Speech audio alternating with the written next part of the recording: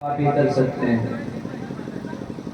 सनकादि कहते हैं कि ये मानवा पाप कृतस्तु सर्वदा सदा दुराचार रता विमार्गगा क्रोधाग्निदग्धा कुटिलाश्च कामिनः सप्ताह यज्ञेन कलौ पुनन्ति ते। बोलते हैं ये मानवा सर्वदा पापकृतः कुटिलाश्च कामिनः, क्रोध के अग्नि में जो जलते रहे हों, कुटिल रहे हों, कामी रहे हों, वो भी सप्ताह यज्ञेन कलौ पुनन्ति ते। श्रीमद् भागवत महापुराण के श्रवण मात्र से पवित्र हो जाएंगे और उनको मुक्ति मिल जाएगी। नारद जी महाराज कहते हैं ऐसे नहीं मानेंगे। किसी चीज को या किसी बात को हमें साबित करना हो तो क्या चाहिए? प्रूफ चाहिए। नारद जी कहते हैं महाराज मानेंगे तो तब जब आप कुछ एविडेंस दें। Give me some evidence. तो टेल मी एनी एविडेंस, कुछ बताइए। कोई साक्षी हो तो मुझसे बताइए। तो ही बताते हैं महाराज संगादी कि तुंगभद्रा तटे पूर्वमो अभूत्पत्तनमुत्तमम् यत्र वर्णा स्वधर्मेण सत्य सत्कर्म तत्परा। बोले एविडेंस चाहते हो तो सुनो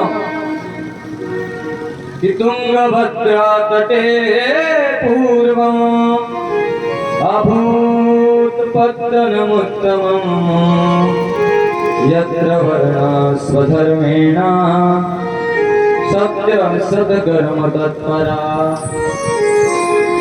बताते हैं कि तुंगभद्रा नदी के तट पर एक उत्तम नाम का नगर था एवं उस नगर में सुंदर सुंदर लोग रहते थे जो अपने कार्यों में रत रहते थे, जो अपने धर्म में अडिग रहते थे। और उसी नगर में एक आत्मदेव नाम के ब्राह्मण रहते थे जिनकी एक धुंधुली नामक पत्नी थी। आत्मदेव पंडित जी महाराज बड़े अज्ञानी थे, परंतु उनकी जो पत्नी थी वह काम काज में तो बड़ी तेज थी, परंतु झगड़ालू बहुत थी। जब तक दो चार लोगों से झगड़ा न कर ले तब तक उनसे रहा नहीं जाता था। तो पंडित जी महाराज सीधे साधे स्वयं दिन भर भजन करते घूमते रहते थे। देखिए जब पति पत्नी में झगड़ा तभी हो सकता है भाई दो में से एक दुष्ट हो, और लड़ाइयाँ तो तब होगी जब दोनों एक दूसरे के पास रहेंगे। तो इसीलिए महाराज पंडित जी जो थे वो बाहर ही रहते थे, दिन भर सत्संग करते थे। अगर मैं ऐसी लड़ाई तो लड़ाइयाँ भी रोकी जा सकते हैं। कब? जब एक बोले दूसरा के वो सुन ले तो बातें आगे नहीं बढ़ती। महाराज आते या कुछ के बोल देती तो पंडित जी को जवाब नहीं देते थे, कोई बात नहीं बोलने दो। यदि बोलते थे तो लड़ाई हो जाती। इस कारण से महाराज वो अपने धर्म में रहते थे, अपना कार्य करते थे और दिन रात पूजन पाठ यही उनका कार्य था। द्वितीय युव भास्कर द्वितीय सूर्य के समान तेजस्वी थे। तो ऐसा चलता रहा। उत्तम नगरवासी सभी अपने धर्म में अडिग रहते थे। गीता कहती है स्वधर्मे निधनम श्रेया पर धर्म भयापह। अपने धर्म में अडिग रहते हुए जान भी चली जाए तो वह श्रेष्ठ है। एवं दूसरे के धर्म में राज्य मिलना भी खतरनाक है। तो जीवन में अपने धर्म को छोड़ना नहीं चाहिए, अपने कर्मों को छोड़ना नहीं चाहिए। ब्राह्मण, क्षत्रिय, वैश्य और शूद्र चारों धर्मों के, चारों वर्णों के धर्म बताए गए हैं। पहले तो जान लें किसके क्या धर्म होते हैं। ब्राह्मण का धर्म है सदाचरणे निरता, अर्थात जो सदा आचरण में निरत रहे, जो सदैव आचार्य हो, आचरण में लिप्त हो, उसे ब्राह्मण कहते हैं। जो आचार विचार शुद्ध रखे, लोगों को अच्छी शिक्षा दे, लोगों को उपदेश दे, कोई ब्राह्मण। दूसरा वर्ण कौन है? क्षत्रिय। क्षत्रियों का कर्तव्य है कि सदा चरणे निरता। पंक्ति एक ही है, पूज्य गुरुदेव कहते हैं सदा चरणे निरता, जो रण में निरत रहे, रण युद्ध भूमि को कहते हैं। तो क्षत्रिय को क्या चाहिए? देश की रक्षा करे। क्षत्रिय का धर्म होता है, महाराज ठाकुरों का धर्म होता है कि ब्राह्मण, वैश्य, शूद्र इन तीनों की रक्षा कौन करे? क्षत्रिय। ब्राह्मण क्या करे? उपदेश दे। तो सदा चरण निरता, जो आचरण में जेत हो वह ब्राह्मण है। एवं सदा चरण निरता, जो रण में निरत रहे, जो युद्ध भूमि में लगा रहे और हम सब की रक्षा करे, उसे क्षत्रिय कैसे। एवं वैश्य का क्या धर्म है? तो सदा चरणे विचरणे, जो दिन रात इधर उधर घूम कर धनार्जन करे, उस धन को प्रजा के पालन हेतु खर्च करे, यह वैश्य के नियम है। एवं सदा चरणे निरता, ब्राह्मण, क्षत्रिय, वैश्य इन तीनों के चरण में जिसका प्रेम हो उसे शूद्र कहे। अर्थात जो इन तीनों के उपदेश को माने, इनकी सेवा करे, तो शूद्र का धर्म है। तो कोई भी वर्ण या धर्म छोटा नहीं है। तो अपने धर्म में ऐसे ही अड़िग रहना चाहिए एवं अपने कर्तव्यों का पालन करना चाहिए। तो ऐसे ही कर्तव्यों का पालन करने वाले आत्मदेव पंडित जी थे।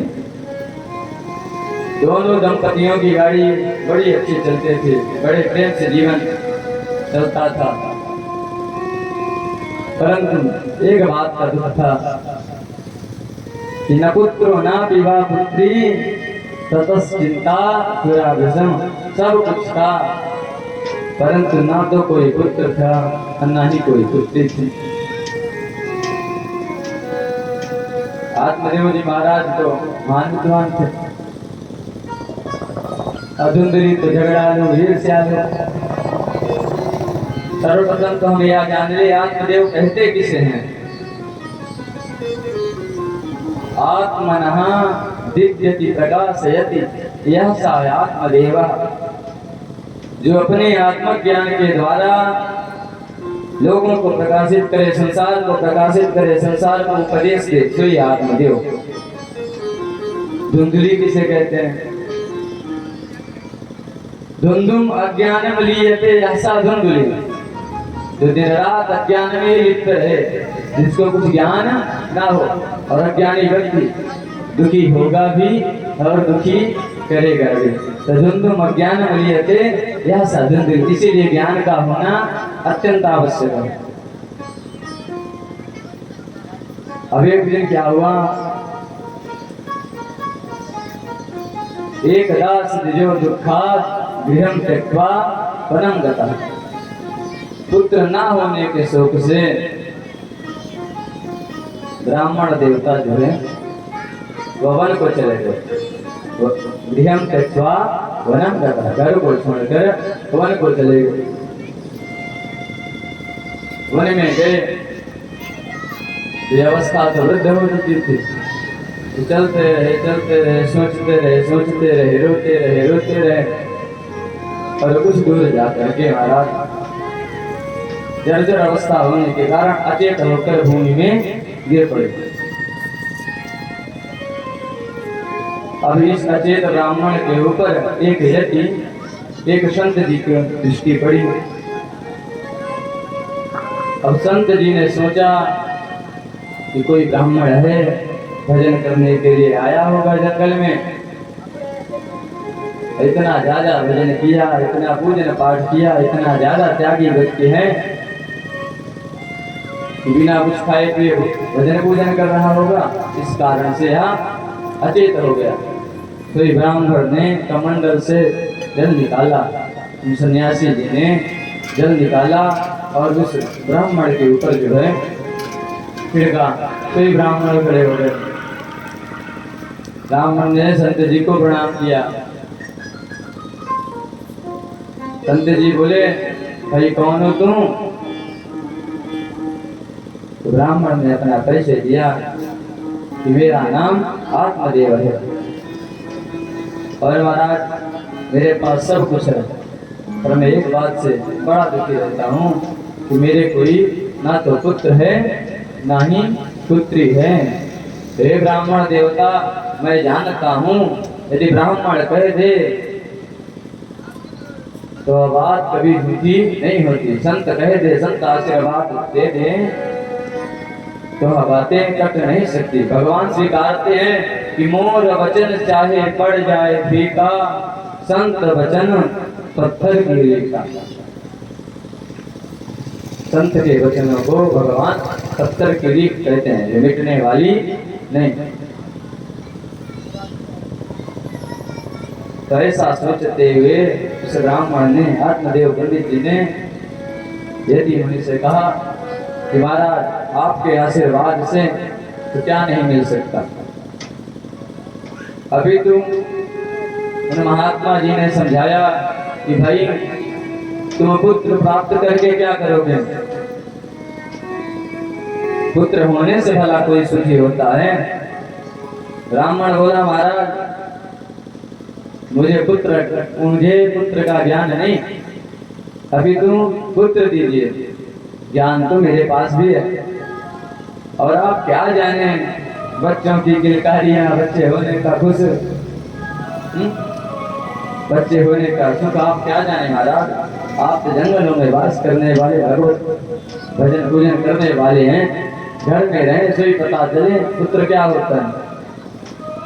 तो जीवन में सुख दुख मिलना पुत्र होने या ना होने से किसी को सुख दुख नहीं मिलता महाराज। यदि सुख चाहिए, कल बताया था, जिसको कुछ नहीं चाहिए सोई संसार। यदि व्यक्ति सुखी रहना चाहता है तो अपनी आशाएं छोड़ दे। जो अधिक पाने की चाहत है यही व्यक्ति को दुखी कर दे। तो ब्राह्मण को समझाते हैं संत जी कि पुत्र होना केवल एक ही बिंदु से ठीक है। पुम नाम नरका त्रायते यह सा पुत्र, जो पुम नाम के नरक से तार दे सोई पुत्र। यदि पिता नरक में हो और पुत्र विधि विधान पूर्वक गया में श्राद्ध करे, पिताजी के नाम से भागवत करवाएं, तो कितना भी बड़ा प्रेत पिता क्यों न रहा हो, पुत्र के कर्मों के कारण पिता पुम नाम के नरक से तर जाएगा, उसको मुक्ति मिल जाएगी। संत जी ने समझाया कि पुत्र होना तो केवल एक ही बिंदु से ठीक है अथवा नहीं ठीक है। तो मैं आपको भी बताता हूँ कि पुत्र होने से कोई सुखी दुखी नहीं होता। अब ब्राह्मण बोला, यदि आप मुझे आज पुत्र प्रदान करने का आशीर्वाद नहीं दिए तो मैं आपके सामने ही सर पटक कर मर जाऊंगा और ब्राह्मण हत्या लगेगी आपको। अब सन्यासी मुझे कहाँ बढ़िया भजन पूजन करते जा रहे थे और इसके चक्कर में पड़ गए। फिर सन्यासी ने अपनी झोली से एक फल निकाला और उस ब्राह्मण को दिया कि ले जाओ और अपनी पत्नी को खिला देना। ब्राह्मण प्रणाम करते हुए जल्दी जल्दी आता है, घर पहुंचता है, अपनी पत्नी को बुलाता है, तेरी भाग्यवान कहाँ है। देखिए ब्राह्मण के शब्द सुनिए, अरे भाग्यवान कहाँ है। पत्नी जी अंदर से जवाब देती हैं, क्यों गला फाड़ रहे हो, हा? क्यों चिल्ला रहे हो, बताइए। महाराज बोले, मैं आपके लिए एक फल लाया। तो बोली, फल लाए हैं तो इसमें चिल्लाने की क्या बात है, लाए हैं रख दें। बोले, नहीं नहीं, यह फल विशेष है, एक ब्राह्मण ने दिया, एक संत ने दिया है, इस फल के खाने से आपको पुत्र प्राप्त होगा, हमको पुत्र प्राप्त होगा। अब जो है ब्राह्मण देवता तो अपनी पत्नी को दे दिए, वहां चले आए, कुछ कार्य था बाहर चले आए। अब उनकी पत्नी एक लेकर के सोचने लगी कि भाई फल खाने से पुत्र होता है, संतों के वचन तो कुछ भी कह दें, अरे ऐसे थोड़ी ना पुत्र होता है। बड़ा पुत्र के दिया उसने, तो उसकी पड़ोसन आ गई, पड़ोसन से बोली, अरे बहन, कभी तुमने यह सुना है कि फल खाने से ही पुत्र होते हैं। अरे मेरे पंडित जी तो बावरे हो गए, फल लेके आए हैं, बोल रहे हैं इसको खाने से पुत्र प्राप्त होगा। अब बताओ बहन मैं क्या करूं। और उसको यकीन भी था कि मान ले बहन 50-50 था कि होगा या नहीं होगा। तो बताती भी है, बहुत सारे ऐसे किस्से हैं जो संतों के आशीर्वाद से जिनको पुत्र प्राप्त हुआ है। तो कहीं हो ना जाए, तो कहते हैं, फल भक्षेण गर्भस्यात् गर्भेणो दर्भत्यता स्वल्प भक्षम ततो शक्ति गृह कार्यम कथम भवेत्। मान ले बहन, इस फल को खाने से गर्भ आ भी गया, फल भक्षेण गर्भस्यात् गर्भेणो दर्भत्यता, गर्भ आने से मेरा पेट बढ़ने लगेगा। बोली इतना ही नहीं, स्वल्प भक्षम, पेट बढ़ेगा और मैं कम खाऊंगी, स्वल्प भक्षम, खाने की चिंता, ततो शक्ति, जब कम खाऊंगी तो शक्ति बल भी मेरे पास कम होगा। अग्नि कार्य कथम भवे, घर का कार्य कैसे होगा। इतना ही नहीं, बोलते दैवात जाकी व्रजेत ग्रामे फलायेत गर्भिणी कथम सुखवन्य वशेत गर्भस् तम अक्षय कथम सजेत। दैव योग से कहीं गांव में आग लग गई तो सब तो भाग खड़े होंगे, मैं गर्भिणी औरत कैसे भागूंगी। कहीं डकैती पड़ गई तो बता मैं क्या करूंगी। और यदि मैं कहीं मर गई किसी कारणवश तो मेरी ननद ना महाचोर है, जब आती है कुछ न कुछ ले जाती है, और मेरे जाने के बाद तो सब उठा ले जाएगी। पड़ोसन कहती है, अरे बहन, ना जाने तो कौन कौन से पुत्र के डरती रहती है, खा या ना खा, मैं तो जा रही हूँ। तो ही पड़ोसन चली गई। अब यह फल्ली है, दैव योग से धुंधली की बहन भी आ गई। अब बहन आ गई तो सारी समस्या धुंधली ने अपनी बहन से बताई, कैसा ऐसा है, मेरे पति ने यह फल ला के दिया है, बता बहन मैं क्या करूं। अब उसकी जो बहन थी वह बोली कि देख, तेरे यहाँ खिलाने को तो बहुत कुछ है पर खाने वाला कोई नहीं है, और मेरे यहाँ खाने वाले बहुत हैं पर खिलाने को कुछ नहीं है। ते बहन ऐसा कर, इस फल का चक्कर छोड़, मुझे पुत्र ही चाहिए, मैं अपना पुत्र दे दूंगी। धुंधली की बहन को धुंधली की संपत्ति बड़ी प्यारी थी, तो बहन चाहती थी कि किसी तरीके से धन मिल जाए, इसकी संपत्ति मिल जाए। तो ऐसा समझाते हुए कहती है कि पुत्र चाहिए, मेरा पुत्र ले लेना। बोले नहीं नहीं, मेरे स्वामी जी ने कहा है इसे खाऊंगी सुगर्भ होगा। तो बता इसे खाऊं कि ना खाऊं। तो बहन ने अपने बातों में ला करके बोला कि यदि इस फल के बारे में जानना है, इस फल का फल जानना है, हाँ? तो इस फल को फल देने वाली, फल कौन देती है? गाय फल देती है। कैसे फल? कि गाय का हम सभी के जीवन में बहुत बड़ा योगदान है। गाय से दूध होता है, दूध से घी होता है, घी से पूड़ियाँ निकलती हैं, तो बहुत सारे योगदान हैं। सोचिए यदि गाय ना हो तो हम लोगों को बहुत ही चाहिए, और गाय तो माता होती है। 5 माँओं के बारे में बताया गया है शास्त्र में। व्यक्ति की 5 माएँ बताई गई हैं। एक तो जन्म देने वाली, दूसरी थाई माँ। थाई माँ उसे कहते हैं कि जन्म तो कोई और देती है, परंतु आप सभी के बचपन में ऐसा होता है कि पालन पोषण किसी के बुआ करते हैं, किसी की चाची करते हैं, तो इसको थाई माँ बोलते हैं। तो जन्म देने वाली माँ, थाई माँ, गौ माँ, गुरु माँ एवं धरती माँ, हम सभी की 5 माएँ हैं। तो एक का न रह जाए तो इसमें भी लाभ नहीं करते। तो जीवन में कभी इस अंधकार में मत पड़ना कि हमारे माता है, हमारे पिता हैं। कल की कथा में आपने श्रवण किया पिता पुत्र का प्रेम। पिता व्याकुल था अपने पुत्र के प्रेम में, और पुत्र की इच्छाओं को पूरा करना चाहता था। पुत्र को संदेह था कि पता नहीं मेरा पिता कैसा है, इसीलिए किसी का भरोसा न करते हुए स्वयं कर्म करें। अब ऐसी योजना इन दोनों ने बनाई, और बहन के करने पर धुंधली ने वैसा ही किया। उस फल को एक गाय को खिला दिया, एवं 9 महीने तक जो है, पहले नियम होता था कि यदि पत्नी गर्भ से हो तो घर से बाहर नहीं निकलती थी, उसको एक अलग कमरे में रखा जाता था और कोई देख नहीं पाता था। इसके बहुत सारे नियम में बहुत सारी कथाएं आती हैं, हम इतना नहीं जाने।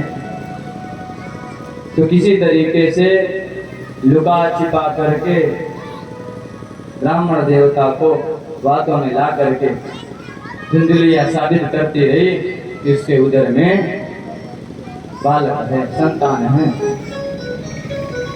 और समय आया जब धुंधली की बहन को लड़का हुआ, तो रातों रात धुंधली ने अपना जिसे पुत्र प्राप्त हुआ था, प्रसव होने पर उसने अपनी बहन के घर रातों रात भिजवा दिया, और उसके बदले में धुंधली से उसने धन लिया। धुंधली ने दे भी दिया। महाराज को पता नहीं चला कैसे हुआ, क्या हुआ। अब जब यहाँ बालक हो गया तो पंडित जी महाराज को पता चला कि हमारे यहाँ पुत्र हुआ। पंडित जी महाराज ने पूरे नगर में बाजे गाजे बजवाए।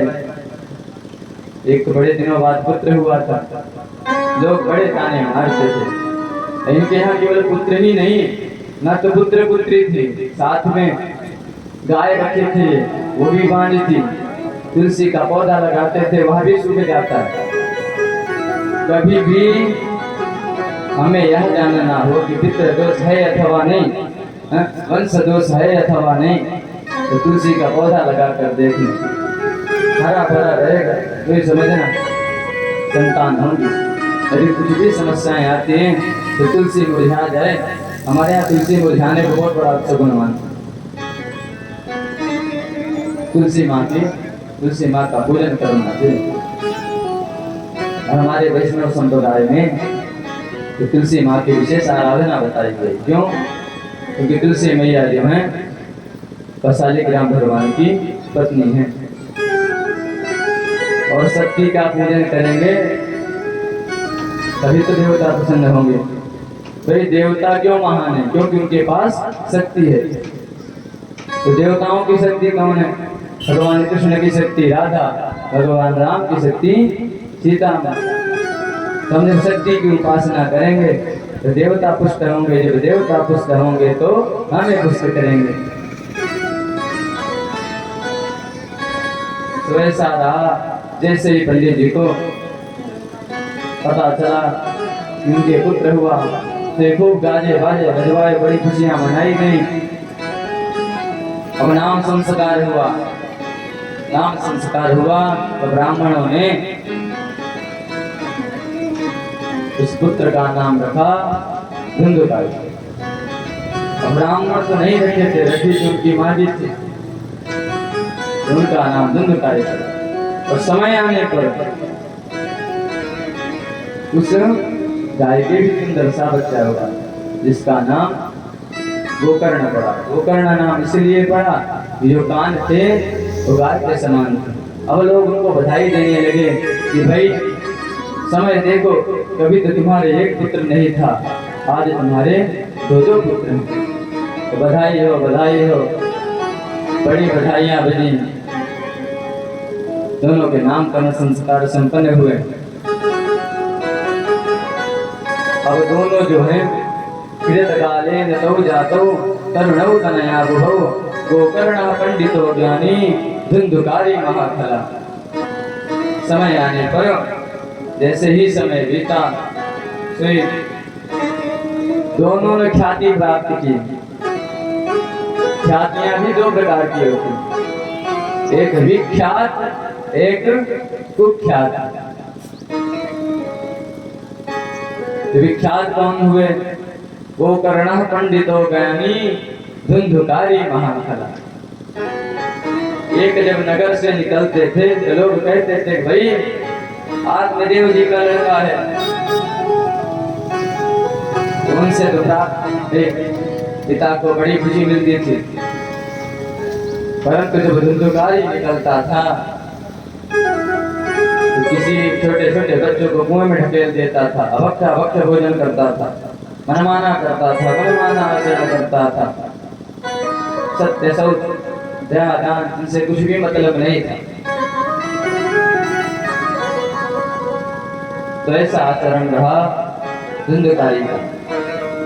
तो जीवन में संगति का बड़ा ध्यान रखना चाहिए।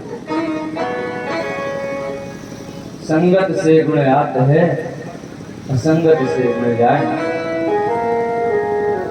बांस फांस और मिश्री एक ही भाव होता है। संगति का विशेष ध्यान जीवन में रखना चाहिए। वो स्वामी जी कहते हैं को न कुसंगति पाई न साई काह न नीच मते चतुराई। सठ सुधरे सत्संगति पाई पारस परस तुधात सुहाई। दुष्ट व्यक्ति भी यदि संतों की संगति पा जाए तो वहाँ सुधर जाता है। जिस प्रकार पारस मणि के स्पर्श से लोहा सोना हो जाता है। बड़ी सुंदर सुंदर चौपाइयां गोस्वामी जी ने लिखी। और सत्संगति किसे कहते हैं? सता नाम संगति हृदयमेव सत्संगति। संतों की संगति को ही सत्संगति कहते हैं। तो जीवन में संगति का ध्यान अवश्य रखें। संगति की बात है। एक कथा आती है, एक राजा था। राजा ने एक तोता पाला हुआ था। किसी कारणवश तोता जो है, तोता का देहांत हो गया। तोता के जो है प्राण निकल गए। तो ही राजा व्याकुल हो गया। राजा तोते से बड़ा प्रेम करता था। राजा अपने मंत्री से कहता है कि तोते का कीड़ा सोना लग रहा है, अतः आप वहीं से जा करके सुंदर सा तोता लाओ। और तोते हर समय तो मिलते नहीं हैं, उनके भी समय होते हैं। हर समय हम तोतों को कहाँ पकड़ सकते? तो ये मंत्री परेशान चारों तरफ घूमा। आखिर में एक संत जी के पास पहुंचा, क्योंकि संत जी ने भी एक तोता पाल रखा था। संत जी के पास पहुंचा, सारी समस्याएं बताई कि महाराज हमारे राजा को तोते की आवश्यकता है और आपके पास एक तोता है, तो हम चाहेंगे प्रभु, राजा की मांग है, बहुत परेशान है और आप तो संत पुरुष है, आप तो दूसरों का हित ही करते हैं। हे प्रभु, इस तोते को आप हमें दे दीजिए। संत जी ने अपना तोता मंत्री को दे दिया। अब मंत्री ले आया उस तोते को और राजा जी को दिया। राजा जी ने उस तोते को एक सोने के पिंजरे में रखते थे। बड़ी सुंदर व्यवस्था की उस तोते की। और ऐसे ही कुछ दिन हुए। अब जैसे जैसे सुबह होती थी, अभी संत जी के यहाँ का तोता था तो दिन रात सुनता था, मंत्र सुनता था, चौपाइयाँ सुनता था। तो सुबह उठते कहता था, ओम तत्सत, हे राजा उठ जाओ, क्यों समय बर्बाद कर रहे हो, सवेरा हो गया। या मानव देह बड़ा दुर्लभ है, इसे पाए हो तो सत्संग करो। क्योंकि संत जी के पास रहा था तो बड़ी ज्ञान की बातें करता था, बड़ी सुंदर सुंदर चौपाइयाँ बोलता था। जो तुलसीदास की घाट, चित्रकूट के घाट पर वही संतन की हुई, तुलसीदास चंदन विषय तिलक दे। बड़े सुंदर सुंदर दोहे का गान करता था। अब राजा जी बड़े प्रसन्न कि भाई तोते के रूप में साक्षात संत आ गया हमारे यहाँ। और राजा जी के दिन बड़े प्यार से निकलने लगे, क्योंकि तोतों से राजा को बड़ा प्रेम था। अब ऐसे चलता रहा। अब रोज राजा को वह जगाता और राजा का सारा परिकर तोते की आवाज सुनने के लिए सुबह सुबह जग जाते थे। जो तोता कहे सो सुन लेते थे। बड़े आनंद से समय चला। पुनः इस तोते की मृत्यु हो गई। अब इस तोते की मृत्यु होने के कारण राजा बहुत दुखी हुआ। राजा का परिकर भी दुखी हुआ और राजा ने तोते के मरने पर दुख जताया, अपने राज्य का झंडा नीचे किया और कुछ दिनों तक तोते के मरने का दुख जो है सारे राज्य परिकर ने मनाया। अब राजा ने कहा, ये मंत्री जी, पुनः हम आपसे चाहेंगे कि आप तोते की व्यवस्था करिए, हमारा पिंजरा सुना लग रहा है। अब मंत्री जी फिर चल पड़े। जब आगे बढ़े तो जैसे तोता राजा के पास था, वैसे ही तोता एक कसाई के यहाँ दिखा। कसाई के यहाँ पहुंचे, बोले कि भाई कसाई जी, बोला हाँ जी बताइए। बोले हम इस राजा के मंत्री हैं। कसाई बोला, मैं आपकी क्या सेवा करूं? बोले सेवा हुआ नहीं, हम तो आपसे कुछ मांगने आए हैं। कसाई बोला, भाई आप इतने बड़े राजा के मंत्री, आपको हमसे क्या आवश्यकता?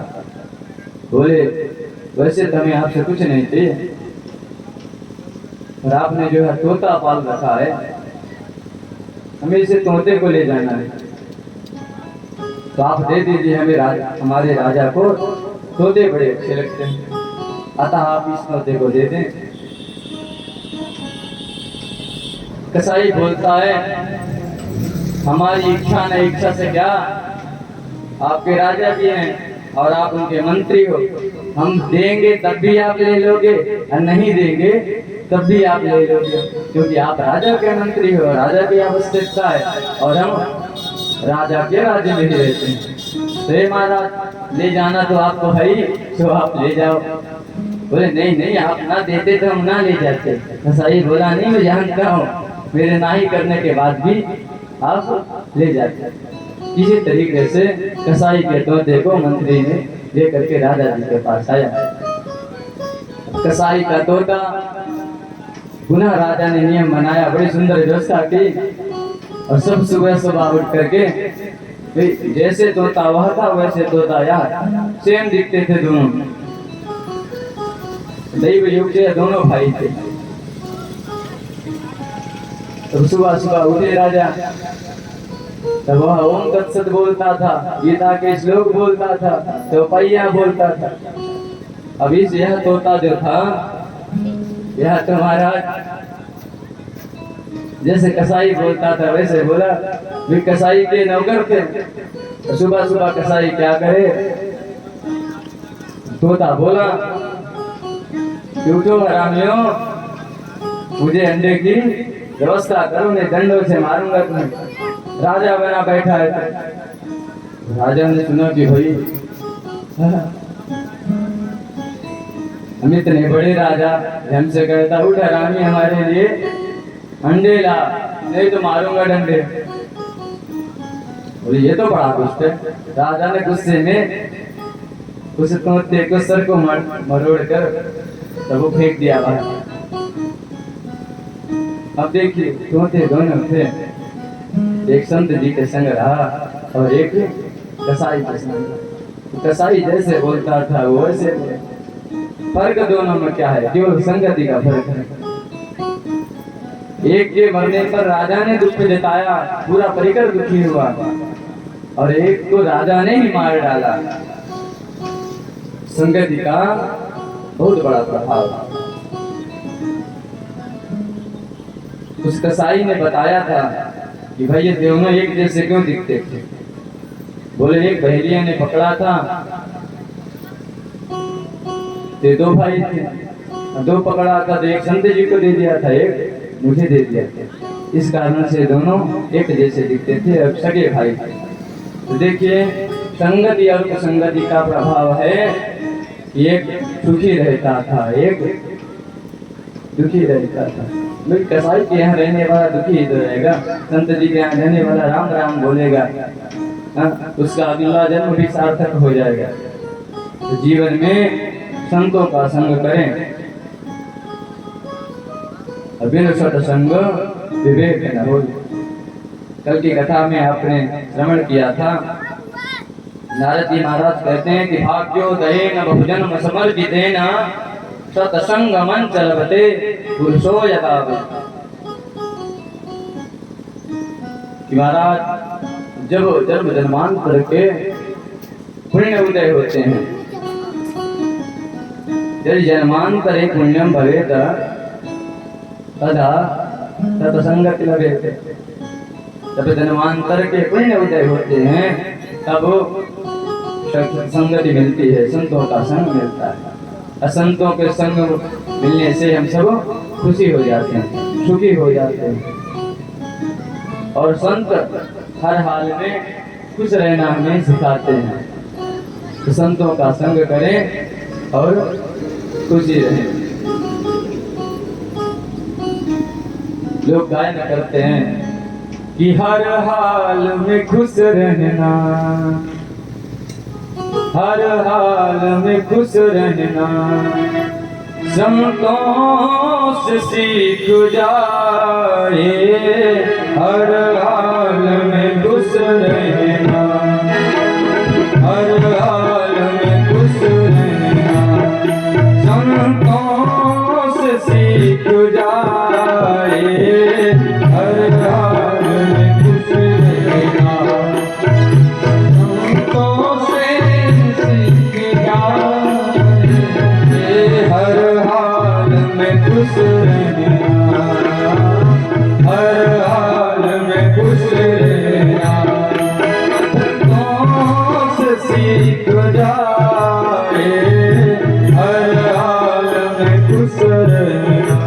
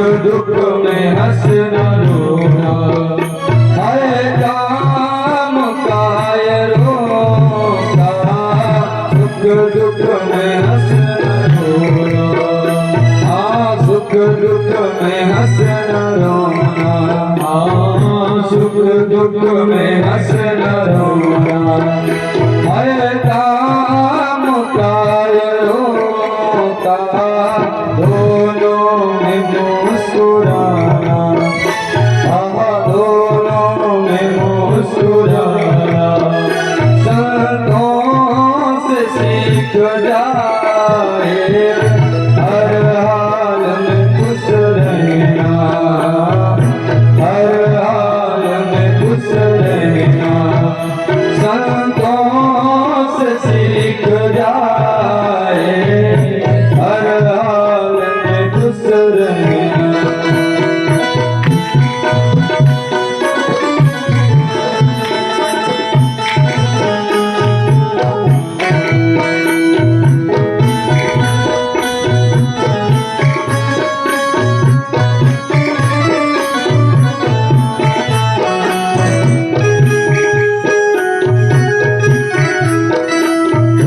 झंझट से भाग जाना, झंझट से भाग जाना, सब लोग बताते हैं झंझट से भाग जाना, सब लोग बताते झंझट से भाग जाना, झंझट से भाग जाना, सब लोग बताते हैं झंझट से बच के रहना, झंझट से बच के रहना, संतों से सीख जाए हर हाल में खुश रहना, हर हाल में खुश रहना, संतों से सीख जाए हर हाल में खुश रहना, संतों से सीख जाए हर हाल में खुश रहना, हर हाल में खुश रहना, संतों से सीख जाए महफिल में जुड़ा रहना, झंझट से बच के रहना, संतों से सीख जाए हर हाल में खुश रहना, हर हाल में खुश रहना, संतों से सीख जाए हर हाल में खुश रहना।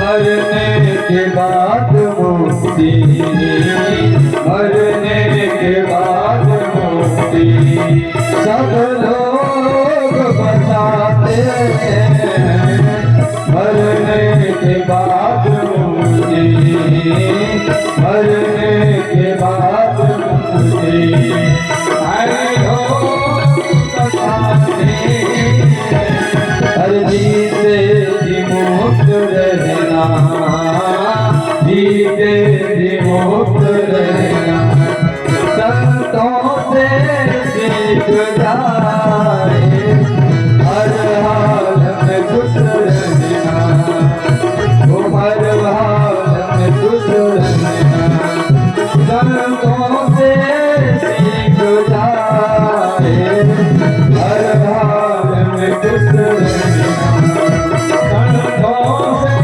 सीख जाए महफिल में जुड़ा रहना, संतों से सीख जाए महफिल में जुड़ा रहना, संतों से सीख जाए हर हाल में खुश रहना।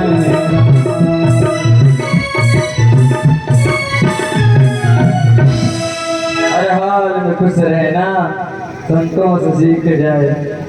तो कैसे सीख जाए? वे संत लोग होते हैं, कहाँ रहते हैं? कुटिया में रहते हैं। कुटिया किसकी होती है? सर्वत की होती है। तो उस स्थिति में भी वह खुश रहते हैं, सुखी रहते हैं। सुखी इसीलिए रहते हैं क्योंकि आशा वसन व्यसन सब कुछ भगवान से। आज इस दिन हमारी आशा वसन व्यसन या तीनों सुधर गए तो सुखी रहने लग जाएंगे, संतों जैसे हो जाएंगे।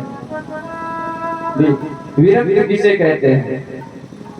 गोस्वामी जी कहते हैं कि कही तात सो परम विरागी, तृण सम सिद्धि तीन गुण त्यागी। जो सत्य रज तमो गुण इन तीनों को तिनके के समान त्याग। विगतो रागा यासा विरागा विरागा एव वैराग्य। जो रागों को त्याग दिया, जब किसी से राग नहीं रहेगा तो दुख मिलने वाला नहीं। इधर राग ही करना है तो भगवान से करें, भगवान से राग नहीं करेंगे तो परेशान हो जाएंगे। तो राग अनुराग और वैराग्य प्रेम जो है सामान्य हो, सुराग फिर किसी व्यक्ति से कहते हैं अधिक अनुराग हो गया, ज्यादा प्रेम हो। अनु मीन्स पीछे, किसी के पीछे पड़ के प्रेम करना उसे अनुराग कहते हैं। अनुशब्द संस्कृत शब्द है, उसका अर्थ होता है पीछे। अनुराग राग वैसे तो इतना प्रेम करना कि पीछे ही कोई नहीं। एवं तीसरी सीढ़ी है वैराग्य। इन सबको छोड़ दो और सबको तिनके के समान समझे और पर ब्रह्म की उपासना करें, तो ये सच्चा वैराग्य। तो ऐसा है संगति और कुसंगति का मतलब। संगति अच्छी करें, संगति अच्छी नहीं करेंगे फंस तो जाना ही है। संगति कुसंगति जो है, संगति तो अच्छी होती है, कुसंगति अच्छी नहीं होती। अब आत्मदेव नाम के जो ब्राह्मण थे, इनके दो पुत्र हुए, दोनों ने नाम कमाया। एक विख्यात हुआ, दूसरा कुख्यात हुआ। बातें दोनों तरफ से आती थी, लोग आते थे तो बताते थे भैया आपका जो जिस बेटे का नाम आपने गोकर्ण रखा है, वाह उसके कार्यों का कहना क्या, कितना सुंदर बोलता है, कितनी अच्छी बातें बताता है। पर महाराज आपने जो इस महाबाल रखा है वह तो सबको प्रताड़ित करता है, छोटे छोटे बच्चों को कुआं में ढकेल देता है। सो ऐसा रहा इनका दिल। अब यह सब देखते हुए गोकर्ण जी महान ज्ञानी थे।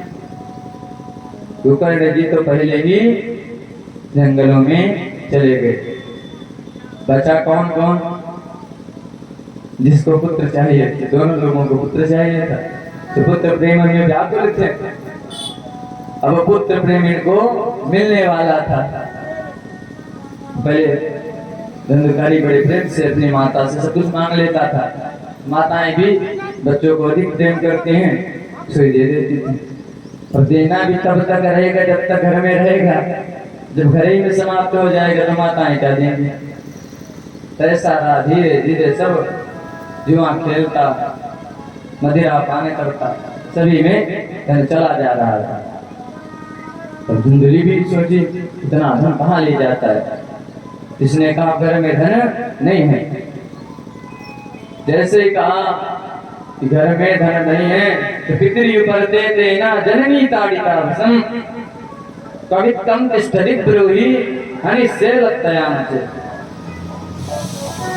अपनी माता के ऊपर चरण प्रहार करता है और बारंबार पूछता है यदि नहीं है तो जीवन भर पिताजी ने क्या किया। हम भी देखते थे कि हमारे पिताजी धंधुकारी कहता है, मैं देखता नहीं था क्या कि पिताजी कितना धन लाते थे। तो जीवन भर जो उन्होंने जोड़ जोड़ के रखा है, जल्दी बताओ आप कहाँ। तो ऐसे करके कभी जबरदस्ती कभी प्रेम से ले जाता था धन। यह सब देखते हुए महाराज गोकर्ण जी के पिताजी थे, वह पुनः दुखी हो गए और दुखी होकर के जंगलों की ओर चले गए। तो जंगलों की ओर जाते हुए कहते हैं, प्रतिष्ठामी तो गच्छामी कौमि दुखम गपोहे प्राणास्तजामि दुखेन कष्टम मम संसितम। जब व्यक्ति बहुत दुखी होता है तो उसे ये नहीं समझ में आता कि मैं कहाँ जाऊं, कहाँ बैठूं। तो आध्यात्म देव जी कहते हैं, कौन मेरे इस दुख को दूर करेगा। और दुख को पहले भी दुख को दूर करने के लिए संत जी के पास गए थे और आज भी दुख को दूर करने के लिए संत जी के पास जा रहे हैं। पहले भी संत जी ने समझाया था कि पुत्र होने न होने से कोई सुखी नहीं होता, प्रमाण ही नहीं। अभी तो ज्ञानी थे परंतु पुत्र प्रेम में व्याप्त शरीर का तो ये हाल। अब गोकर्ण जी मिले और गोकर्ण जी ने अपने पिताजी को बड़ा सुंदर उपदेश दिया। बोले, असारा खल संसारो दुख रूपी विमोह का श्रुतः कस्य धनम कस्य स्नेहवान बलते निशम। हे पिताजी, क्या संसार दुखालय है। गीता कहते दुखालयम असरसतम। और जहाँ जो चीजें हो वही वहाँ चीजें मिलेंगी। फिर भोजनालय में जाएंगे भोजन मिलेगा, मदिरालय में जाएंगे मदिरा मिलेगी। इस संसार का क्या नाम है? दुखालय। इस संसार का एक नाम सराय है। हमारे कौशाम्बी जिले में एक जगह पड़ती सराय, तो वहाँ का नाम लोगों ने बड़ा विचार कर रखा है क्योंकि चीजें वहाँ बिकती हैं। जो चीजें वहाँ पर ज्यादा सेठ साहूकार रहते हैं, लोग ज्यादातर जीवन यापन चीजों को बेच करके मतलब जो है वैसे वाला करे ब्राह्मण के वैसे करना विशेष। तो सराय में जो होता है वो चीजें ज्यादा बिकती हैं, लोग उसे बाजार से लेते हैं और बाजार जैसा हुआ तो वहाँ का नाम सराय है। तो केवल वहीं का नाम सराय नहीं है, पूरे संसार का नाम सराय है। सराय का मतलब क्या होता है? ना ही कोई गैर ना ही कोई अपना, यह जगह है एक झूठा सपना। जहाँ पर कभी कोई चीज स्थिर न रहे सिवाय परमात्मा के, उसका नाम सराय। तो संसार में भी कोई चीज स्थिर रहने वाली नहीं, इसीलिए जगत का नाम क्या है? सराय। तो इसी उपदेश को आत्मसात करते हुए समझाते हुए गोकर्ण जी ने अपने पिताजी से कहा कि सारा कल संसार दुख रूपी विमोह का दुखालय शाश्वतम। क्या दुखालय, यहाँ सुख की खोज ना कीजिए। और बोले यदि सुखी पूछे तो सुखी से संसार में कोई नहीं है। न चेन्द्रस्य सुखम किंचिन्न सुखम चक्रवर्तिना सुखमस्ति विरक्तस्य मुनेरेकांत जीवनः। किसी से पूछो भाई सुखी हो? ना ना, कितना भी होगा। क्यों? क्योंकि संतुष्टि नहीं। भगवत प्राप्ति के 3 मार्ग बताए गए हैं कि दया, संतोष और जितेंद्र। जिस व्यक्ति के पास यह तीनों चीजें हो वह भगवान को प्राप्त कर सकता है। बड़ा सुंदर उपदेश दिया और बोले कि न चेन्द्रस्य सुखम किंचिन न सुखम चक्रवर्तिना। न तो इंद्र सुखी है न चक्रवर्ती सुखी है। सुखमस्ति विरक्तस्य मुनेरेकांत जीवनः। यदि सुख किसी को है तो वह विरक्त को है, जो एकांतवासी। मुनिरेकांत जीवनः, मुनियों के जो एकांतवास करते हैं एकांतवासी को भी बड़ी एक समस्या है। गोस्वामी जी लिखते हैं शिव चरित्र में, सहज एकाकिन के भवन कवन किनारी कटाए। एकांत में रहने वालों के घर, खटाई का मतलब है ना रहना, नारियां नहीं रहती हैं। तो जो एकांत में रहता हो उस पुरुष से स्त्रियां विशेष विरोध करेंगी, विशेष लड़ाइयां होंगी। हाँ, तो ऐसे घर में नारियां नहीं रह पाएंगी। तो स्वामी जी लिखते हैं तो बाबा की महिमा है, भोलेनाथ की महिमा है, ऐसा ऐसा है। लक्ष्य जब कुपित होता है तो सारी बातें बोल बड़ी बड़ी भोलेनाथ तो बड़ा शब्द बोलता था। यहाँ जो कथा है बड़ी सुंदर कथा है, इसे भी श्रवण कराया जाएगा। तो यहाँ पर गोकर्ण जी महाराज अपने पिताजी को कहते हैं कि पिताजी, इस संसार में दो चीजों को जिसने छोड़ दिया सोई इस संसार के प्रेम से जो अनुरक्त है सोई विरक्त हो जाता है। कौन कौन सी? एक अहमता, दूसरी ममता। बोले इन चीजों का त्याग करें, क्योंकि सुखी संसार में कोई भी नहीं है। दीन कहे धनवान सुखी, धनवान कहे सुख राज को भारी, राज कहे महाराज सुखी, महाराज कहे सुख विश्व को भारी। इंद्र कहे चतुरानंद सुखी, चतुरानंद कहे सुख विष्णु को भारी। तुलसीदास विचार करें हरि भजन बिना सब जीव दुखारी। तो जीवन में यदि किसी को सुख चाहिए तो मुनेर एकांत जीवन, सुख मस्ती कहाँ? एकांत जीवी को सुख है। तो कहते हैं देहे स्तिमां सरुधिरे विमतिं त्यजत्तम, जाया सुता दिशतवा ममतां विमुञ्च। पश्या निशं जगदिदं क्षणभङ्गनिष्ठा, वैराग्यरागरसिको भव भक्ति निष्ठा। के पिताजी देहे स्तिमां सरुधिरे विमतिं त्यजा, हे तातत्तम देह स्तिमां सरुधिरे विमतिं त्यजा। हे पिताजी, यह देह स्तिमां सरुधिर से बने इस शरीर की अहमता को त्यागिए एवं शरीर परिवार के ममता को त्यागिए। इस प्रकार क्षणभंगुर समझकर पश्या निशम जगदिदम क्षणभंगनिष्ठम, इस संसार की माया को क्षणभंगुर समझ करके देखिए। एवं वैराग्य राग रसिको भव भक्ति निष्ठा, वैराग्य राग के रसिक हो जाइए। और कहते हैं कि धर्मं भजस्व सततम त्यज लोक धर्मान, सेवस्व साधु पुरुषान् देहि काम कृष्णा। अन्यस्य दोष गुण चिंतन मास मुक्त्वा, सेवा कथा रसमहो जितराम विभक्तम।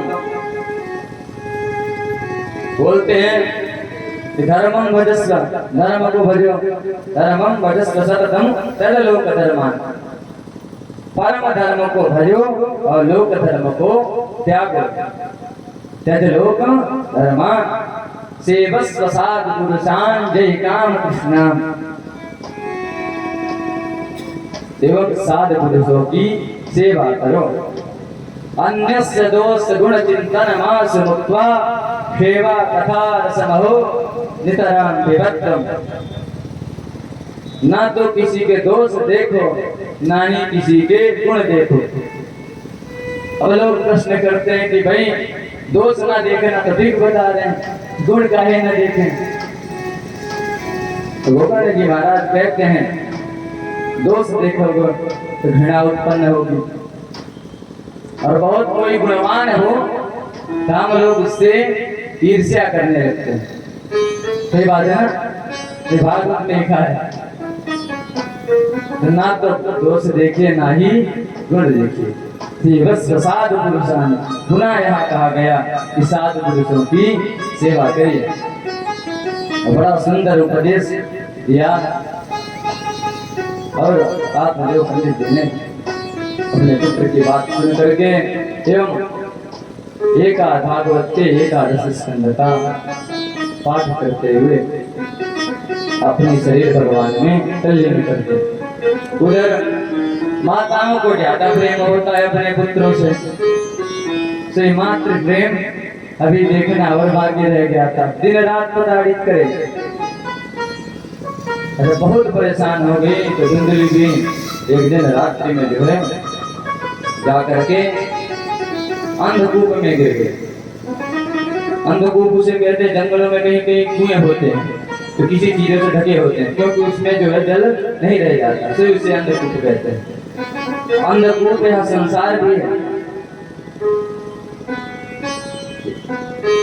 और उसका एहसास हम लोग रात्रि में करते हैं।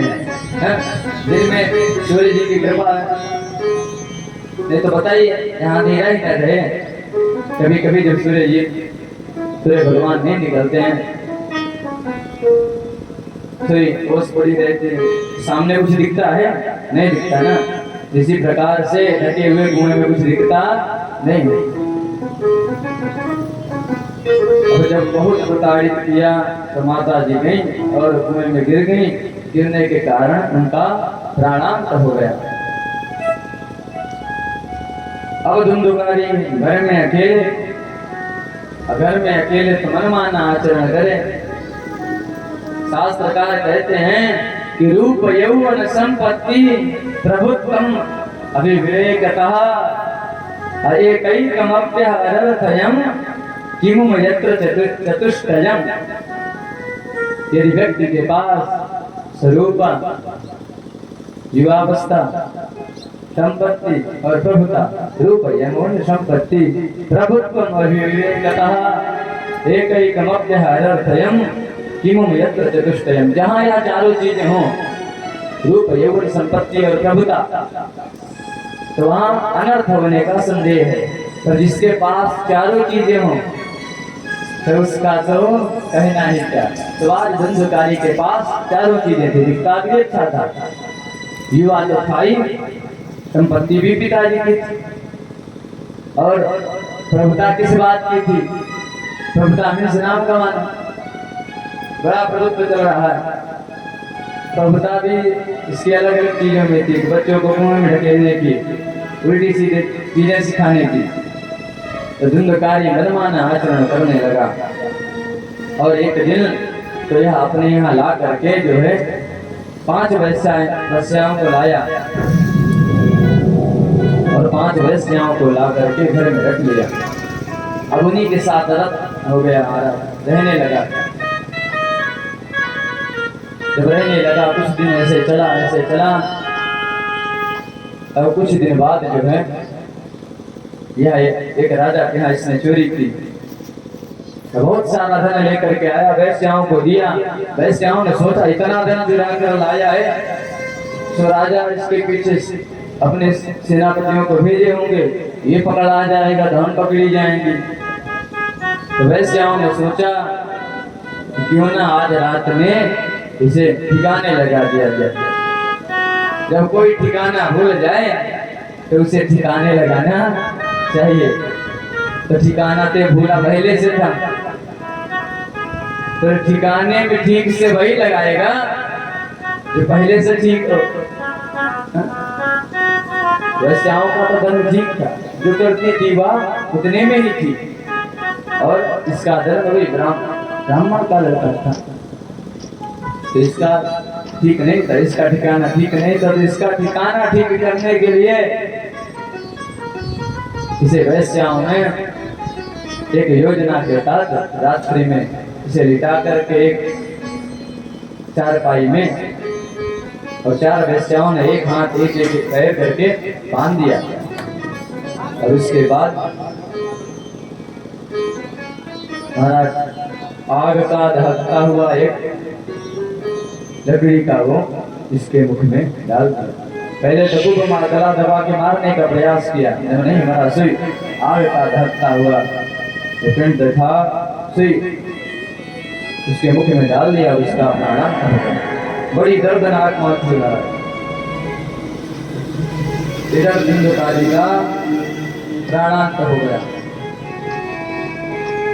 गोकर्ण जी महाराज को परम ज्ञानी थे, भगवत भक्ति में लीन रहते थे। और मरने के बाद यह महान प्रेतात्मा बना। क्यों? इसके बहुत सारे कारण थे। एक तो इसने अपनी माता को पैरों से मारा। तो जीवन में सोच लें, कितना भी गया श्राद्ध करें, यदि आपने अपनी माता जी को मारा तो गया श्राद्ध सतेनापि मुक्ति में न भविष्यति। इसी श्लोक की व्याख्या बड़े अलग अलग तरीके से की गई कि भाई इस शब्द को क्यों कहा गया कि गया श्राद्ध सतेनापि। जिस गया में हम लोग इतना विश्वास रखते हैं कि एक बार गया भेज दिया जाए तो हमारे पितर तर जाएंगे, तो भला कैसे नहीं तरा धंधकारी। उसके बहुत सारे अपराध। तो एक तो ये था कि उसने अपनी माता को पितृयुपर्ते तेना जननी ताड़िताभसम, उसने अपनी माता के ऊपर चरण प्रहार किया। दूसरा क्यों नहीं करा था? नाम गोत्र दूसरा बोला जाता है। और भी कई कारण हैं। और कारण ये थे कि दिन रात मनमाना आचरण करता, छोटे छोटे बच्चों को कुएं में ढकेल देता था। अच्छे आचरण तो नहीं। इस कारण से इस श्लोक को लिखा गया कि गया श्राद्ध सतेनापि मुक्ति में न भविष्यति। अब इधर या प्रेत बना, उधर गोकर्ण जी भगवान के भक्ति में लीन रहते। अब एक दिन गोकर्ण जी को अपनी जन्मभूमि की याद आ गई। जीवन में व्यक्ति कितना भी बड़ा बन जाए पर अपनी जन्मभूमि को भूल नहीं सकता। राम जी ने भी अपनी जन्मभूमि की याद किए थे कि जन्मभूमि मम पुरी सुहावना, जन्मभूमि मम पुरी सुहावना, जन्मभूमि मम पुरी सुहावना।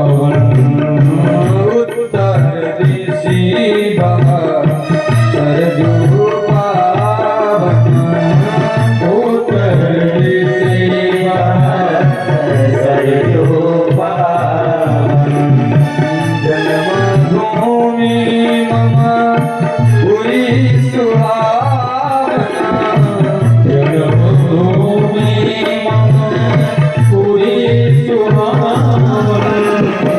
उत्तर दिशि बह सरजू पावन, उत्तर दिशि बह सरजू पावन, उत्तर दिशि बह सरजू पावन। श्री राम जय राम, जय जय राम, श्री राम जय राम, जय जय राम, श्री राम जय राम, जय जय राम, श्री राम जय राम, जय जय राम। कौशल्या के प्यारे राम, दशरथ राज दुलारे राम। कौशल्या के प्यारे राम, दशरथ राज दुलारे राम।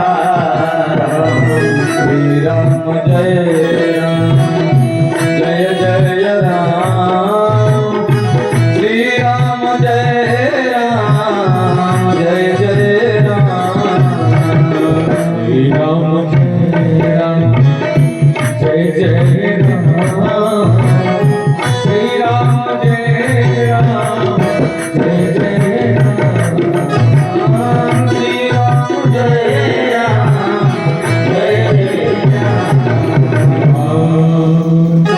जन्मभूमि मम पुरी सुहावन, उत्तर दिशि बह सरजू पावन।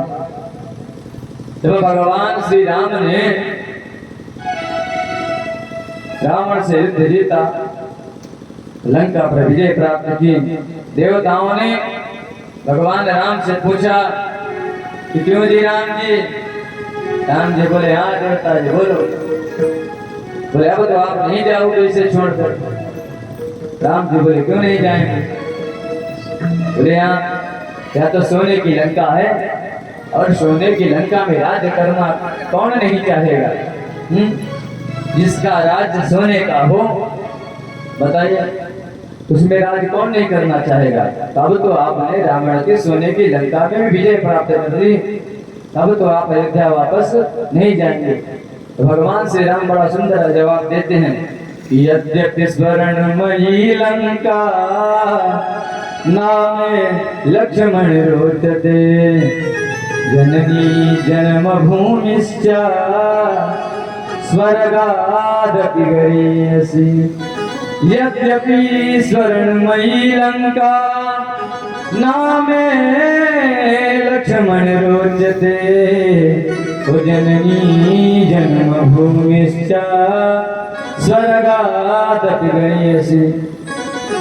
बोले यार जरूर सोने की लंका है, भले या स्वर्ग जैसे ही क्यों ना हो, स्वर्ग भी हमारी जन्मभूमि के सामने तुच्छ है।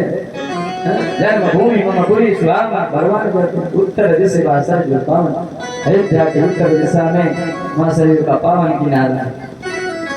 तो आज वही जन्मभूमि की याद, उत्तम नगर की याद रूगर नदी को आई और जन्मभूमि की याद।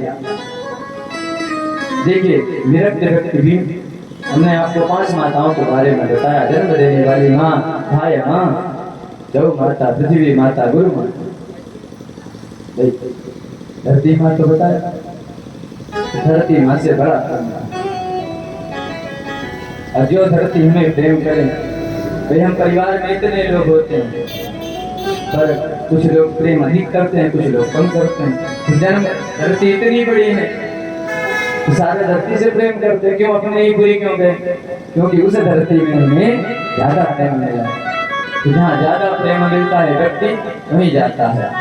और आज जन्मभूमि की याद आई, सोई निकल पड़े और पहुंचे जन्मभूमि। संत व्यक्ति इन्हें बहुत आडंबर से कोई मतलब नहीं, पहुंचे एक थोड़ा सा स्थान साफ करके वहीं बैठ गए। अब जब बैठ गए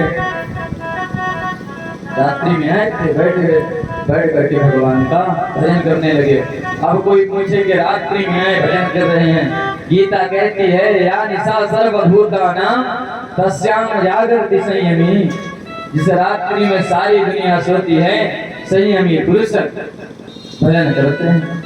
और गोकर्ण जी तो मान संयमी पुरुष थे, सोई भजन के लिए लग गए। कुछ ही देर बाद सामने एक भैंसा पर टहल जाता है। अब कुछ देर बाद वही भैंसा एक विशाल पुरुष बन जाता है, जिसके बड़े बड़े बाल, बड़ी बड़ी आंखें। कभी वह भेड़ का बच्चा बन जाता है, कभी कुछ बन जाता है। ऐसी लीलाएं देखी। गोकर्ण जी ने आंखें खोली, समझ गए जरूर कोई ना कोई प्रेत है। अब गोकर्ण जी ने कमंडल से जल निकाला और उसे प्रेत के ऊपर फेंका। शिव बोल पड़ा कि अहम भ्राता त्वदीयोऽस्मि धुंधुकारी नामतः स्वकीयेनैव दोषेण ब्रह्मत्वं नाशितं मया। बोला भ्राता त्वदीयोऽस्मि, मैं तुम्हारा भाई हूँ। मम नाम धुंधुकारी है, मेरा नाम धुंधुकारी है। बोले यहाँ तक तो ठीक है, और बताओ? बोले स्वकीय नहीं बदोषी ना ब्रह्मत्वं नाशितं मया। हे भैया, अपने ही कर्मों के कारण मेरा ब्रह्मत्व नाशित हो गया है, जिसके कारण से मुझे यहाँ प्रेत योनि मिली। और कहता है कि प्रेत योनि बड़ी खतरनाक है। प्रेत योनि में बहुत ही दुख मिलता है। एक तो प्रेत योनि में आप कहीं एक जगह ठहर नहीं सकते, ठहर भी नहीं सकते। खाने पीने को केवल वायु भक्षो, वायु का भक्षण करना पड़ता है, केवल वायु ही खाने को मिलती है। सारा कष्ट उसने प्रेत योनि के बताए अपने भैया से। तो बोले कोई बात नहीं, ऐसा करो कि आप अभी चले जाओ और सुबह होते ही मैं आपकी मुक्ति के बारे में उपाय पूछूंगा। और जब धुंधकारी सब कुछ बता रहा था, इन्होंने कहा कि भाई मैंने तो तुम्हारा गया श्राद्ध किया है, तो तुम्हारी मुक्ति हुई क्यों नहीं? तो कहता है गया श्राद्ध सतेना मुक्तिर्मेना भविष्यति उपायम परम कंजित भंग विचार सांप्रदम। गया श्राद्ध आप 100 बार भी कर दोगे तो मेरी मुक्ति होने वाली नहीं, अथवा आप कुछ अलग विचार करके करें जिससे मेरी मुक्ति हो सके। अब जब मुक्ति के बारे में कहा तो गोकर्ण जी ने कहा आप अभी जाइए और सुबह होते ही मैं आपकी मुक्ति का उपाय खोजूंगा। सुबह हुई, गोकर्ण जी ने सभी नगरवासियों से पूछा कि भाई बताओ, बड़े बुजुर्गों से पूछा कि आप लोग बताइए जिसका गया श्राद्ध से भी मुक्ति जिसकी ना हो उसे क्या करना चाहिए। अब यही प्रश्न था महाराज। लोग व्याकुल हो गए कि 100 बार श्राद्ध से, अरे तो बोला है कि 100 बार कर दोगे तब भी नहीं मिलेगी, लोगों को कुछ पता नहीं। अब गोकर्ण जी थोड़ा परेशान, गोकर्ण जी तो महाराज परमविद्वान करते थे, तो गोकर्णस्तम मनम चक्रे सूर्य वेग से वेदना, उन्होंने भगवान सूर्य के वेग को रोक करके भगवान सूर्य से ही पूछा कि महाराज जिसकी मुक्ति गया श्राद्ध से भी ना हो उसको क्या करना चाहिए। सूर्य भगवान ने बताया कि सप्ताहम वाचन करो, सप्ताह का वाचन करो, श्रीमद् भागवत महापुराण सप्ताह का वाचन करो। और सूर्य भगवान के कहने पर गोकर्ण जी ने धुंधकारी के लिए श्रीमद् भागवत महापुराण का आयोजन कराया। बड़ी सुंदर वेदी बनाई, बड़ी सुंदर व्यवस्था की। गोकर्ण जी महाराज व्यासपीठ पर विराजमान हुए और एक 7 नाट का धुंधकारी के लिए जो है पास में इसका आह्वान उसे बैठाया गया। अब बहुत जगह लोग प्रश्न कर देते हैं कि भागवत हो रही है और 7 नाट वाला बांस क्यों नहीं बैठा गया? कई बार बांस जो था वह प्रेत को ठहरने के लिए दिया गया था कि वायु चलेगी, हवा चलेगी, इससे वो आगे चला जाएगा। तो एक जगह ठहरने के लिए इस बांस को रखा गया क्योंकि वह प्रेत था। हमें आपको स्वयं सुनने के लिए धुंधकारी करो स्थान देना आवश्यक नहीं है। तो तर्क भी तब किया जाए जब चीजें सही से मालूम है। तो एक सप्त ग्रंथ 7 गांठ वाले बांस में धुंधकारी को बैठाया गया, स्थान दिया गया, कथा प्रारंभ हुई। प्रथमेन दिनं कुर्यात् प्रथम ग्रंथ विवेदनम, द्वितीयेन दिनं कुर्यात् द्वितीय ग्रंथ विवेदनम, एवं 7 दिनैश्चैव 7 ग्रंथ विवेदनम। इस प्रकार 7 दिन हो जाने पर 7 गांठ फट गई। अब यह 7 गांठ कौन कौन सी थी? प्रत्येक व्यक्ति के शरीर में 7 गांठें होती हैं। कौन कौन सी? अहंता, ममता, छल, कपट, द्वेष, ईर्ष्या और लोभ, यह 7 गांठें हैं। और जब इन गांठों से मुक्ति मिल जाए ऐसे स्वतंत्र हो गए। स्वाद भागवत के श्रवण मात्र से 7 गांठ फट गई महाराज। दिव्य रूप दरोजाता तुलसीदास मंडिता, पीतवासा घनश्याम मुकुटि कुंडलान्विता। दिव्य रूप धारण करके धुंधकारी प्रकट हुआ और वंदना करने लगा कि धन्या भागवती वार्ता प्रेत पीड़ा विनाशिनी, सप्ताहोऽपि तथा धन्यः कृष्ण लोक फलप्रदा। कहता धन्य भागवती वार्ता प्रेत पीड़ा विनाशिनी। धन्य है श्रीमद् भागवत महापुराण की वार्ता जो प्रेत पीड़ा का विनाश करने वाली है। कहता सप्ताहोऽपि तथा धन्य, वह सप्ताह भी धन्य है। ऐसे सप्ताह जिसमें दिन 7 दिनों में श्रीमद् भागवत महापुराण का वाचन करे। उस सप्ताह को धन्य कहा गया। सप्ताह हो भी तथा धन्य कृष्ण लोक फल प्रदा। ऐसे सप्ताह धन्य हैं जो कृष्ण लोक का फल प्रदान करने वाले हैं। तो ये वैष्णवी का धन है, परम धन है संतों का। श्री भागवत के सुनते गोपाल मिल जाते हैं। वो भागवत के सुनते गोपाल मिल जाते हैं। श्री भागवत के सुनते गोपाल मिल जाते हैं। ये वैष्णवी का धन है, परम धन है संतों का।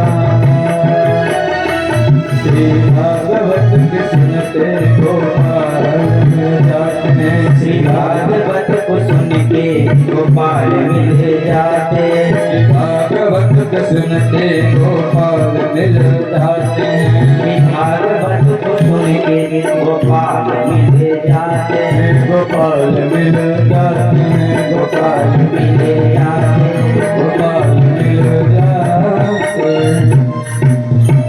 भैया गोपाल कौन है? देखिए, आज हम सब लोग गायों की रक्षा नहीं करते। भगवान का नाम गोपाल, पाल मीन्स रक्षक, अगो मीन्स गाय। तो गौओं का जो रक्षक हो, गायों का जो रक्षक हो उसे गोपाल कहते हैं। दिशाओं का जो रक्षक हो उसे दिक्पाल कहते हैं। क्षेत्र का जो रक्षक हो उसे क्षेत्रपाल कहते हैं। इसीलिए यज्ञों में क्षेत्रपाल, 10 दिक्पाल, इन सभी का पूजन होता है कि महाराज दिशाएं हमारी रक्षा करें, क्षेत्र के देवता हमारी रक्षा करें। यज्ञ आदि का फल यही है कि हम देवताओं का आह्वान करें, देवताओं का पूजन करें, देवताओं की परिक्रमा करें।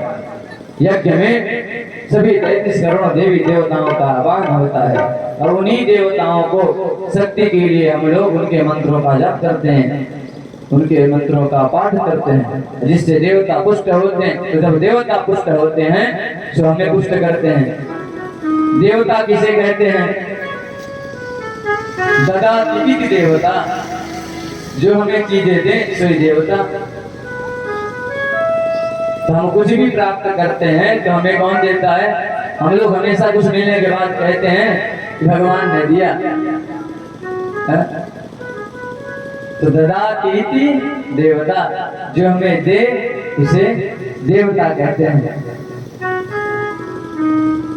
तो ऐसे देवताओं का आह्वान हुआ है आप सभी से यज्ञ में।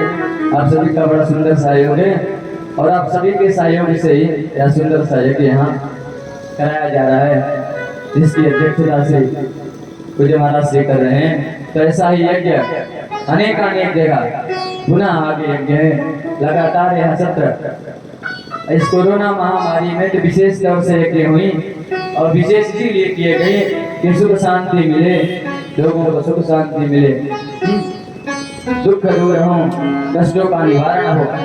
अन्य श्लोकों का पाठ होता है, मंत्रों का जाप होता है। तो धन्य है ऐसे कार्यों को चलाने वाले और इस कलयुग में चलाने वाले। और धन्य है आप सभी लोग जो ऐसे संतों महंतों का आप लोग सहयोग करते हैं। तो ऐसा ही सहयोग इन पर बनाए रखिए, अपना भी मंगल करिए और लोग का भी मंगल करिए। जीवन में कुछ भी करें तो ऐसा करें कि भगवत वेद लोक मंगल, लोक मंगल हो। तो आज जब धुंधकारी की मुक्ति हुई, धुंधकारी दिव्य रूप धारण करके खड़ा हो गया, तो वंदना किया, धन्य है भागवत की वार्ता। अब वंदना करने के बाद एक विमान आया और विमान में बैठकर धुंधकारी आने लगा। श्री भगवत पार्षदों से गोकर्ण जी ने प्रश्न किया, क्यों जी, हमने कथा तो सभी को श्रवण कराया परंतु विमान एक ही क्यों आया? भाई कथा तो आप सभी श्रवण कर रहे हैं, तो एक विमान है उसमें आकर के कोई बड़ा चला जाए तो पूछेंगे नहीं कि भेदभाव कर रहे हो, गोकर्ण जी तो गोकर्ण जी, तो बोले ऐसा क्यों डील कर रहे हो आप लोग?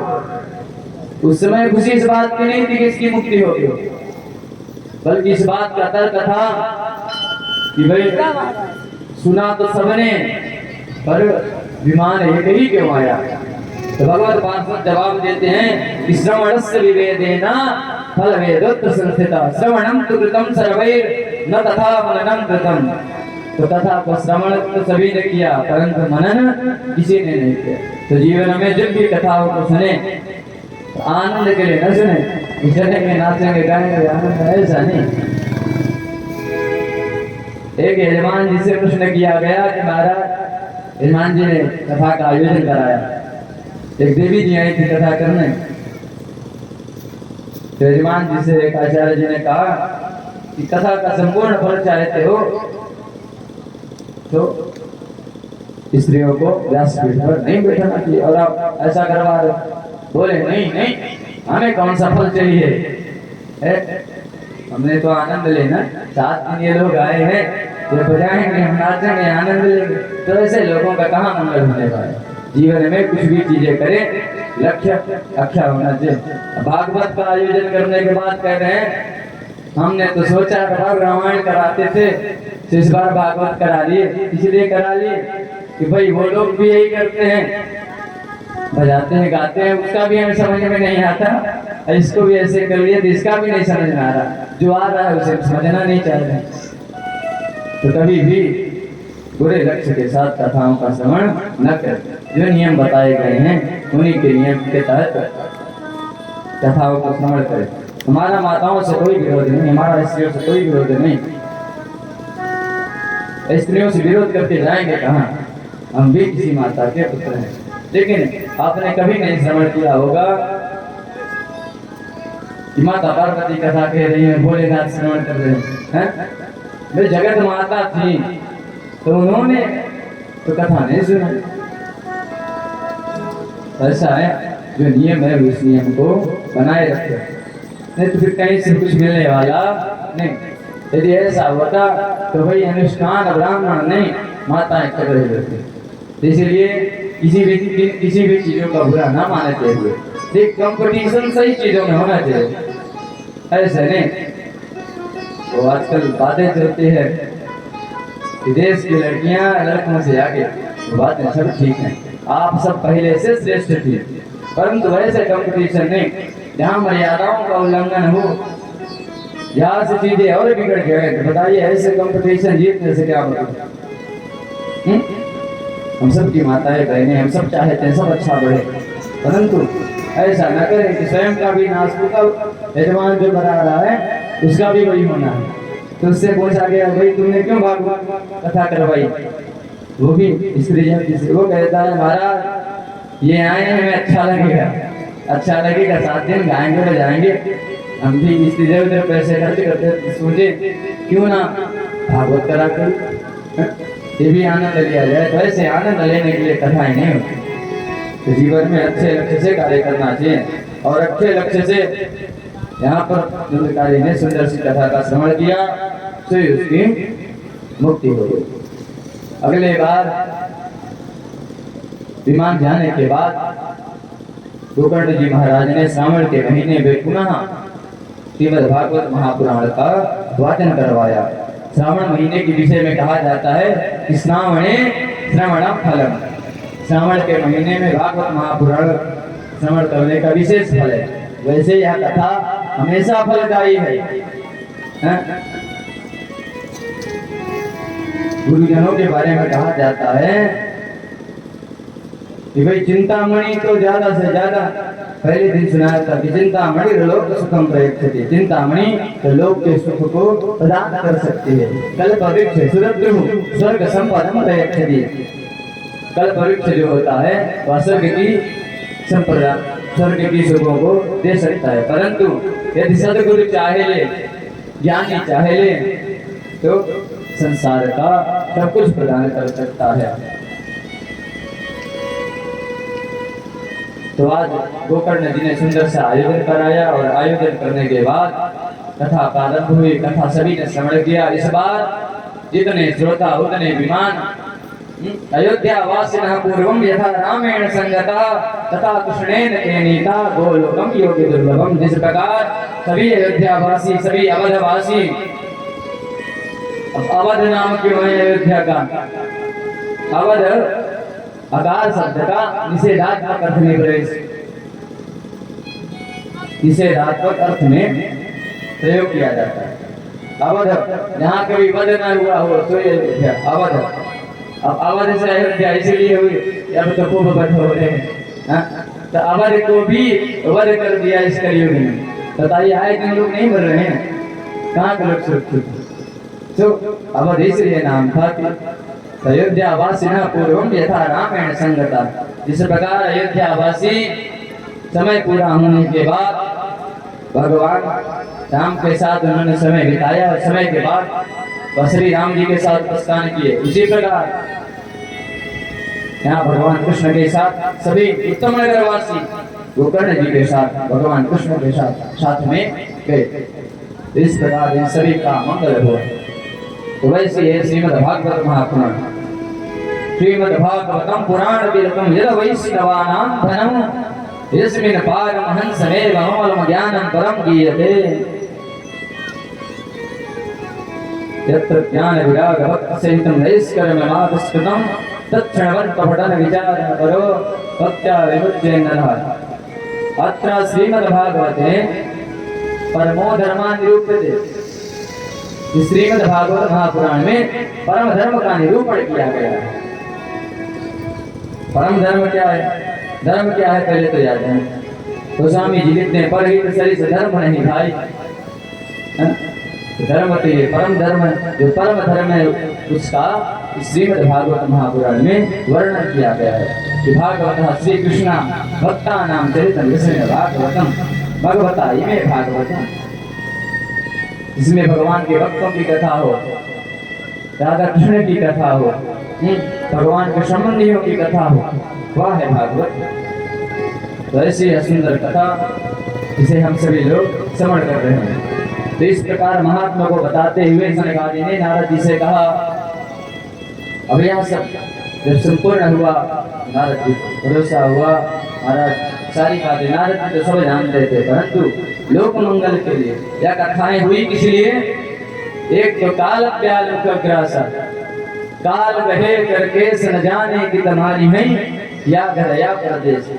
प्रत्येक व्यक्ति के केसों को बालों को इस काल रूपी जाल ने पकड़ रखा है, कब किसको कहाँ मार दे इसको इसका भरोसा नहीं। तो इस समय को सार्थक करने के लिए काल रूपी ब्याल के मुख के ग्रास हम सब, तो उसके त्रास के लिए श्रीमद् भागवत महापुराण का वाचन किया गया। एवं भवद्भिर लोक मंगलम, लोक मंगल के लिए सूर्य जी महाराज सनकादि ऋषियों से कहते हैं कि मुने यह साध पृष्ठो हम भवद्भिर लोक